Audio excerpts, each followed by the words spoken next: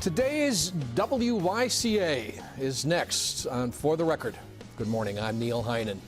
The YWCA is the oldest and largest multicultural women's organization in the world.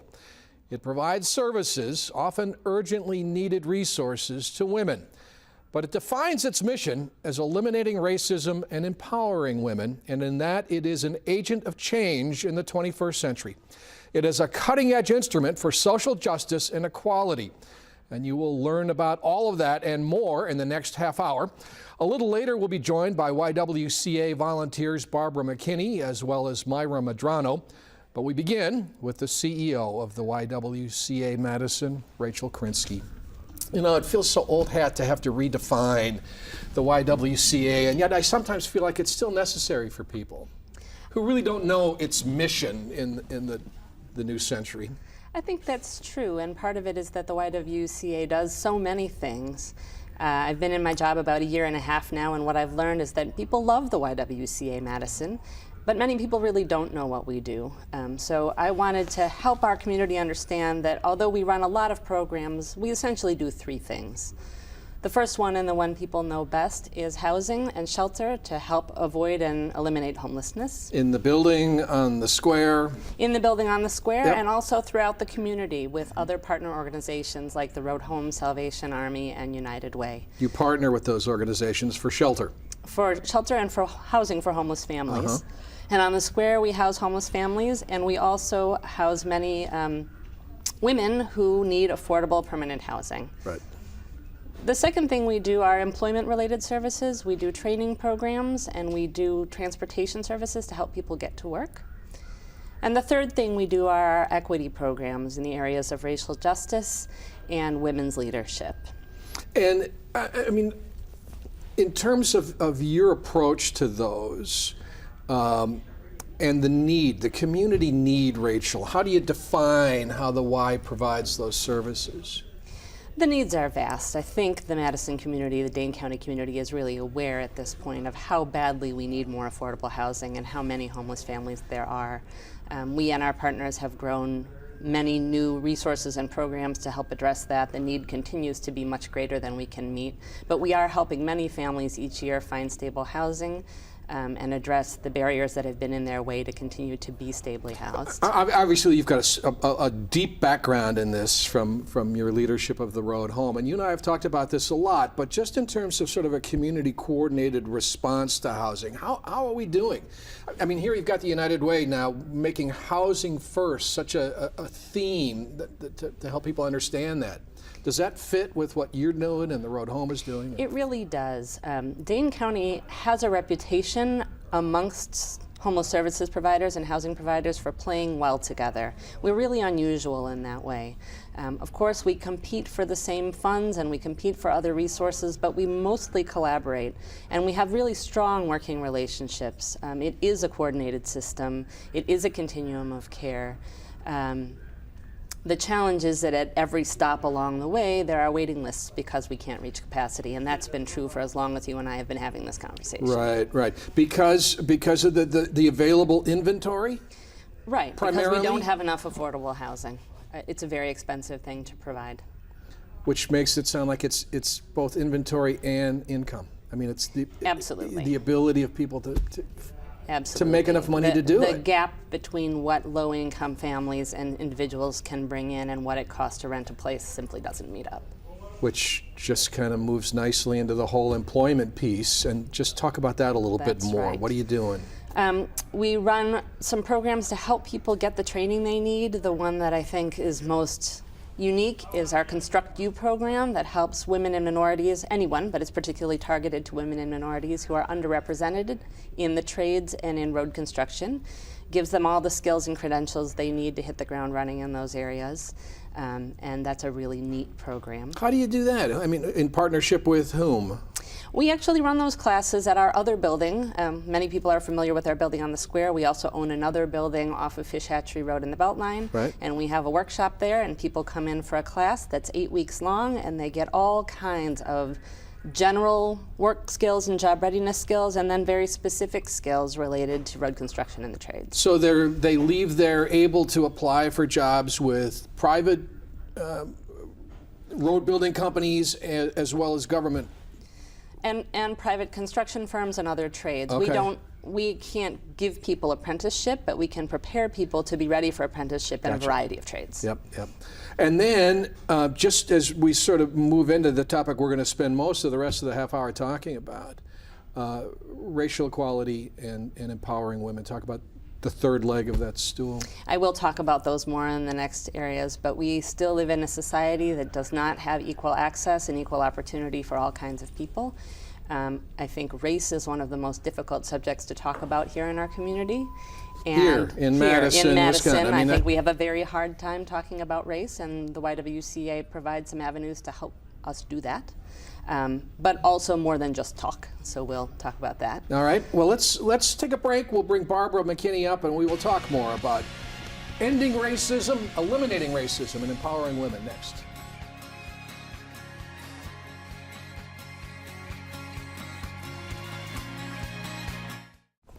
We are back with Rachel Krinsky, CEO of the YWCA of Madison, and we're joined by volunteer Barbara McKinney, longtime activist, engaged citizen in this community. Barbara, thanks for joining us. I like that. Thank you very much for the invitation. We're talking now about the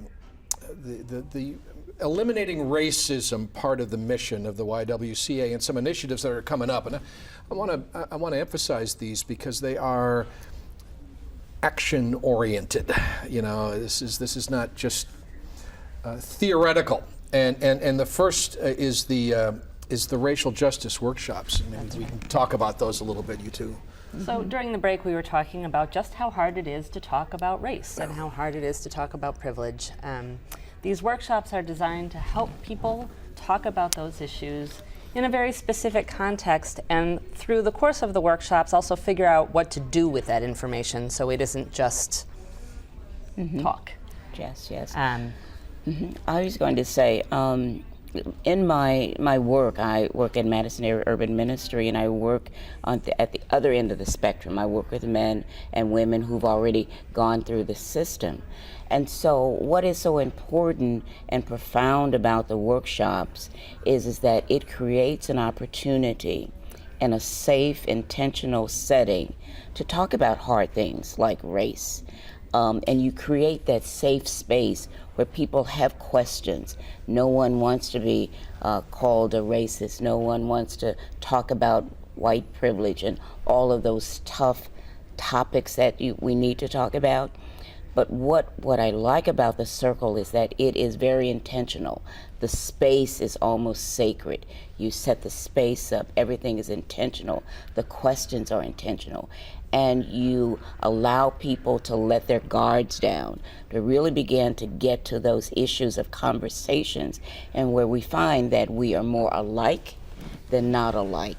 And one of those hard conversations is race, and race matters.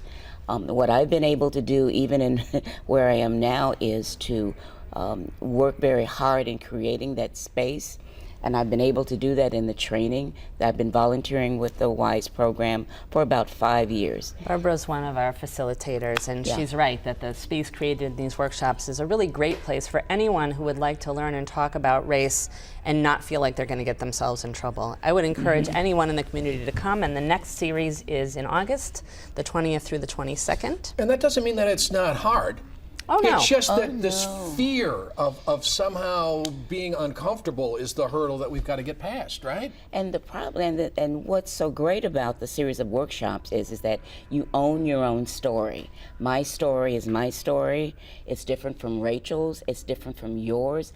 And it's the sharing of our stories that we bridge that gap of fear, because now you're realizing you're getting in touch with other people's ownness of their experiences in their lives. And so that's what's so powerful, I believe, in this whole process of going to the workshops, is that you are allowed to tell your story, but also to hear the stories of other people. Yep. I also think that if we are going to address with any real solutions issues of race in our community, we have to be able to talk about it. And my ability as a white person raised in Madison, Wisconsin, to talk about race candidly and without being afraid has come from these workshops. Now, you've done a number of these. Yes. And what do the results look like? The results are amazing. Once you create value systems and how we are going to be with one another, and you start with guiding questions, and you find yourself sharing your own personal stories, and your personal story is now accepted, and then other people tell and share their own personal stories. And they walk away with an understanding of, I respect you. I hear you. I might not understand.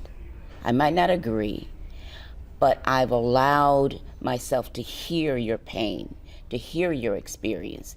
And that is so powerful when you walk away. And when you look at this whole system of what race looks like and what it feels like, hearing other people's story leaves you forever changed. You walk away from that circle sharing places of hurt your own self that you never got in touch with, and you are forever changed by the experience. People can go to the website and learn more about these workshops. What's the commitment roughly?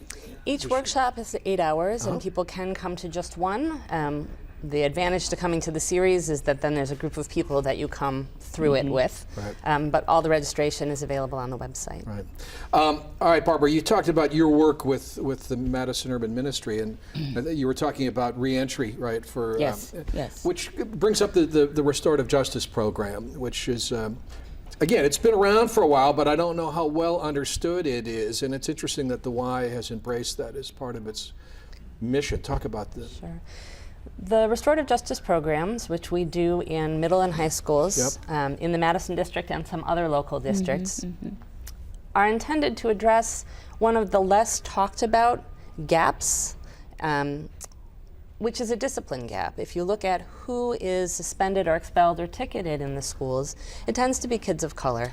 And that contributes to some of the gaps we talk about more often, because if students are removed from class, they're not learning, they're not part of the school community. And there is a term often used, which is the school to prison pipeline, that says that students who begin to have these removal experiences are much more likely to end up in the criminal justice system, and unfortunately eventually in reentry and some of the issues Barbara deals with every day at work. Absolutely. So that's why it fits under our racial justice umbrella. This has been a wonderful experience. It started as a pilot program at La Follette High School several years ago. We're in 10 schools this year. We'll be in 13 schools this fall. It's really taking on, it's being seen as a very effective way to address school discipline, because we are holding students accountable. We are solving discipline problems, but we're doing it in a way that brings the students closer to their school community and keeps them engaged in a learning environment. And why this matters is that when I see them, they have already gone through the juvenile system, they've been to jail, and now they're in adult prison. But if we can go back and begin to work with those students prior to, you create communities. A school is a community, it's an environment. And what exists in that environment, the circles are able to address. There are conflicts there.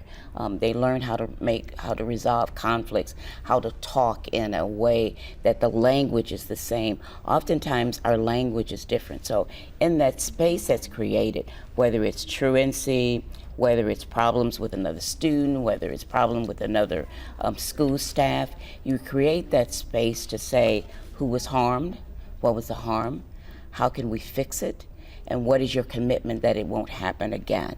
So as you create those spaces, students learn how to better communicate and not use anger.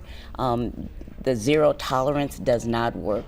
Nothing that supports zero tolerance. So when you're expelling students or when they're further excluded from classrooms, no one gains. It's a lose-lose situation.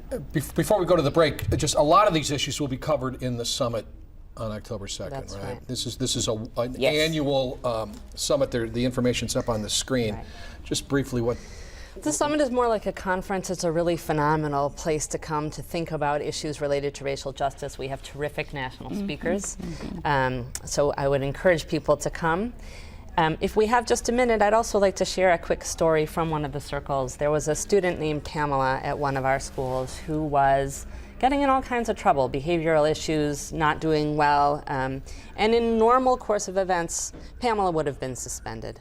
But instead, she was referred to a restorative justice circle, where she had an opportunity to talk with peers and staff and some of the other people being affected by the problems she was causing. She got to talk about the peer pressure she was feeling from the people she'd been hanging out with, and with the support of the other people in the circle, make some different choices. She joined a sports team. She's been going to a study class, not because someone commanded her to do that, but because she had a place to create a solution that worked for her. And 2 quarters later, her grades have improved. She hasn't been in trouble, and she's engaged in a way that feels really good to her with her school community. That's great. One of the sessions is on reducing the disproportionate involvement of children of color in the system, so I want to point that out. Barbara, thank you for joining us. When we come back, we're going to talk about the Women's Leadership Initiative right after this.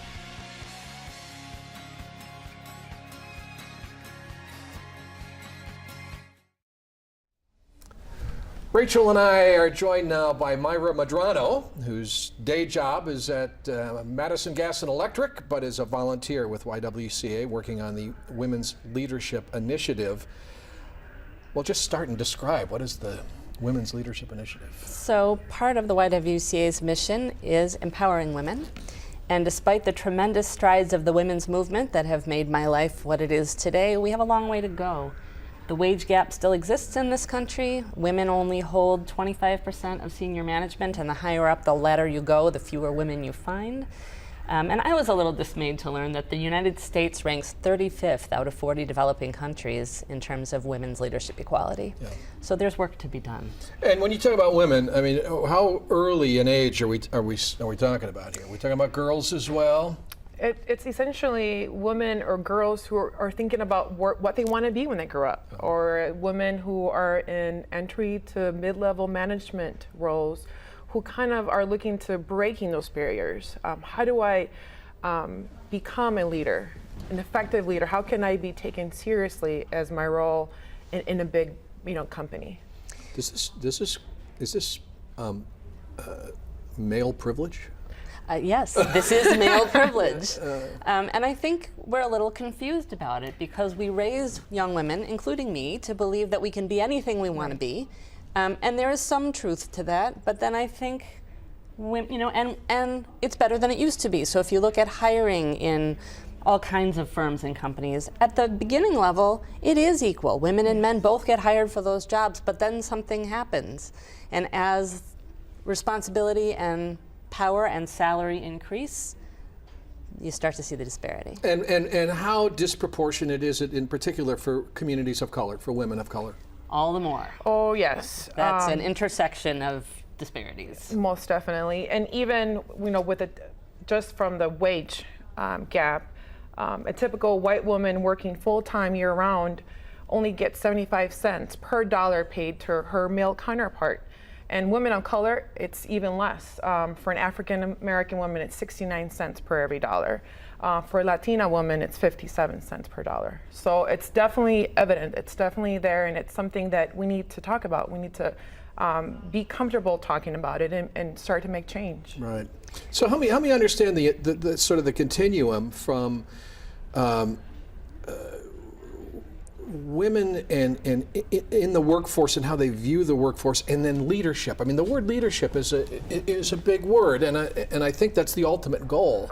But there's probably a continuum there. Well, as you know, there's been a lot of debate about this issue, particularly around the book Lean In that came out this spring. And one of the debates, although I see it as a false debate, is about how much is about individual women's decisions and choices and ambition, and how much of it is about the culture of a particular company or the culture of our whole society. And obviously, it's both. So there are issues about what skills individual women can develop, what choices they make, all of the questions about work-life balance that still fall on women in a very different way than they fall on men. But then there are the questions about who's seen as a leader. We've had a very interesting conversation in our committee about how do you show that you're a leader if you don't have a leadership title yet. And it is it's easier for men to be perceived as leaders. whereas women need CEO after their name or president after their name or something? Is that what you? Well, I think with women, it's not so much of what they haven't done, but mainly of the decisions they've made to become, women in leadership roles. It's that work-life balance.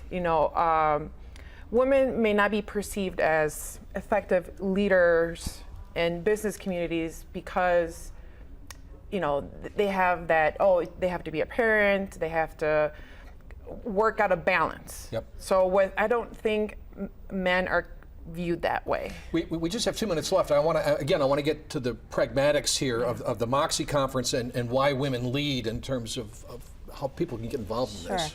Both of these initiatives are coming to address this whole variety of issues. The MOXIE conference we launched this past spring, and we will have it again this coming May 29th. It's a conference all about women's leadership and these related issues. May 29th to 14 is the next That's one. right. Yep. Why Women Lead is an intensive series. We will select a cohort of 20 women who will come to the YWCA for a half day once a month to study topics related to assertiveness, career vision, presentation, negotiation, finance, both in terms of individual skills and in terms of the structural changes, with local women who are successful community leaders.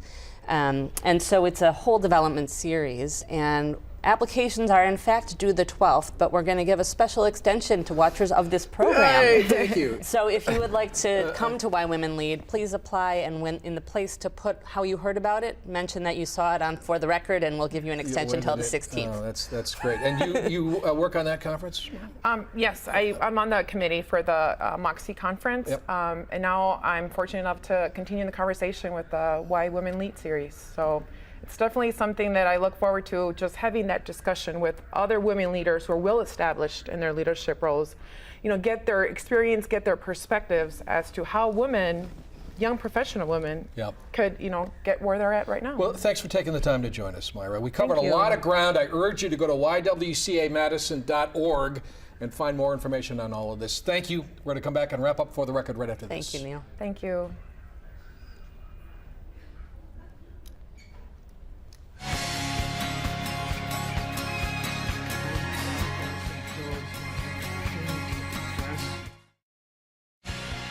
My thanks to Rachel, Barbara, and Myra for being here this morning. Thanks for watching. We'll see you next Sunday morning with another For the Record.